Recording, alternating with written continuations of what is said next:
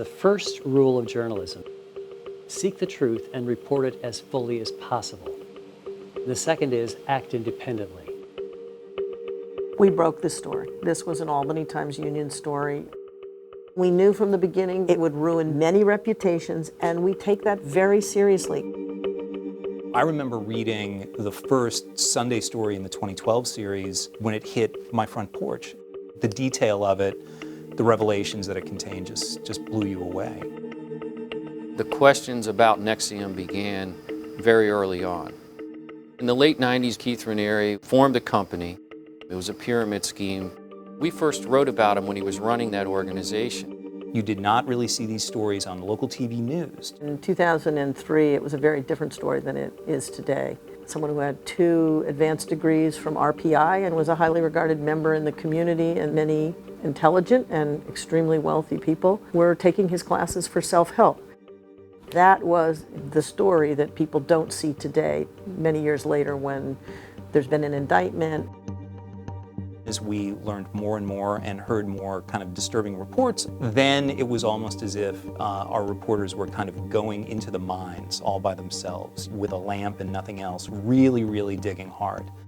We began covering it more thoroughly, and every time we would cover it, we would get pushback.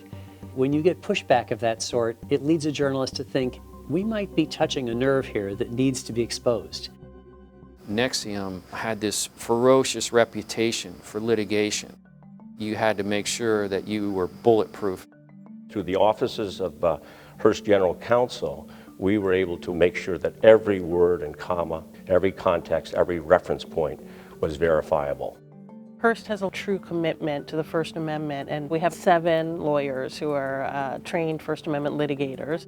We had an extraordinary amount of information and evidence. We were entirely comfortable that what we had written was accurate and was right and reflected in every nuance what was going on. And there were many things we didn't include in that story because we were not as sure. We ended up having a very full package of stories about what we perceived as a real threat to the well-being of people in our community and around the country.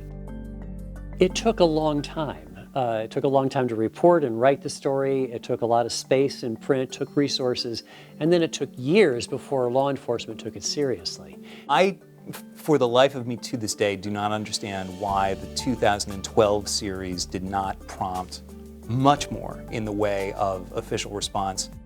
U.S. Attorney's Office in upstate New York walked away from the case, and I think that emboldened Keith Raniere. It was after that when he began to take the ultimate step, which was to create this secret women's club within NXIVM. Women eventually became branded with his initials. Then, of course, in 2017, it became this international story. A couple of months later, it turned into a federal investigation, and all of a sudden, we're inundated with court documents in search warrants. The way that Brendan Lyons referred to it one time was like drinking from a fire hose. Keith Raniere was arrested in 2018. He was not charged in this region in upstate New York. He was charged by the federal prosecutor in Brooklyn. Our reporting was really the foundation of what gave the government the confidence to bring a very large case. And the verdict was guilty on all counts. The government had proven all the underlying acts within the racketeering charges. That's really something. Our constitutional responsibility is to provide watchdog journalism, whether what is being watched is the actions of a public official or any type of entity that has power over others.